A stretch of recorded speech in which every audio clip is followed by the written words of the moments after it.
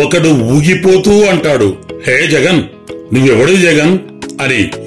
జగనన్న మౌనంగా మనసులో అనుకుంటాడు, 5 కోట్ల ఆంధ్రప్రదేశ్ ప్రజలను అడుగు, నేనెవరో చెబుతారు అని. ఇంకొకడు జారిపోతూ అంటాడు, అన్ని రెడ్ బుక్కులో రాసుకుంటున్నాను అని. జగనన్న కనీసం హెడ్ ఎత్తి కూడా చూడకుండా ముసిముసి నవ్వులు నవ్వుకుంటాడు.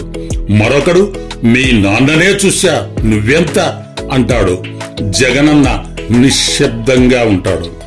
నిన్ను లోపల వేయిస్తా అని ఒకడు, పులివెందల్లో నిన్ను ఓడిస్తా అని మరొకడు, రాజారెడ్డి రాజ్యాంగం అంటూ ఇంకొకడు, ఇలా ఎడతెరిపి లేకుండా ప్రతి వెధవ కుక్కల్లా మొరుగుతారు, గాడిదల్లా ఓండ్ర పెడతారు. ఒకడేమో పరదాల చాటున ఉన్నాడు జగన్ అంటాడు. పరదాల చాటున కాదు, ప్రజల హృదయ ఫలకాల మీద ఉన్నాను, వారినే అడగండి అంటూ మౌనంగానే సమాధానమిస్తాడు. అయినా కూడా వారిలా రంకెలు వేయడు, కోపాన్ని దరిచేయనివ్వడు.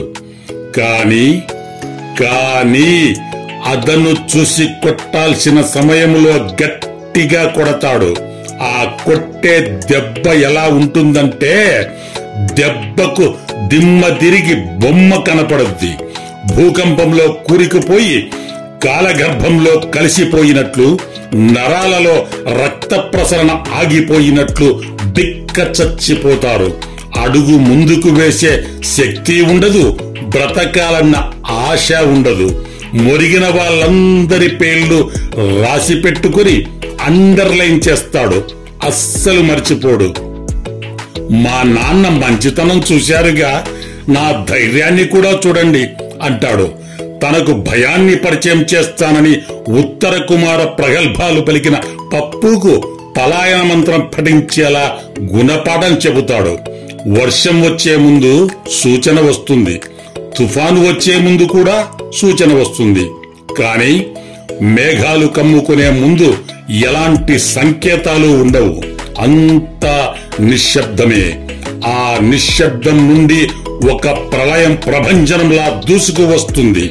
ఆ ప్రభంజనం ఎలా ఉంటుందంటే, దిక్కులన్నీ మూసుకుపోయి దిక్కు తోచక ఏ దిక్కున వెళ్లాలో తెలియక ఎటువంటి దిక్కు లేకుండా పోతారు.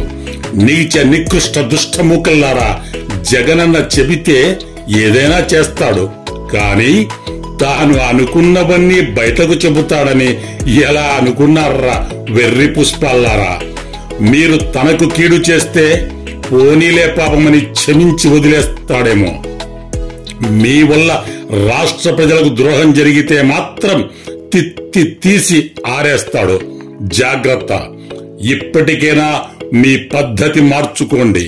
అనునిత్యం జనం బాగు కోసం తప్పించే జగనన్నలో మంచితనాన్ని చూడండి, మీకు కూడా మనుగడ ఉంటుంది.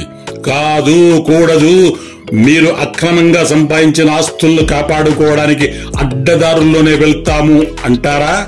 మిమ్మల్ని అడ్డంగా తిరగేసి అధపాతాళానికి తొక్కేస్తాడు. తస్మాత్ జాగ్రత్త.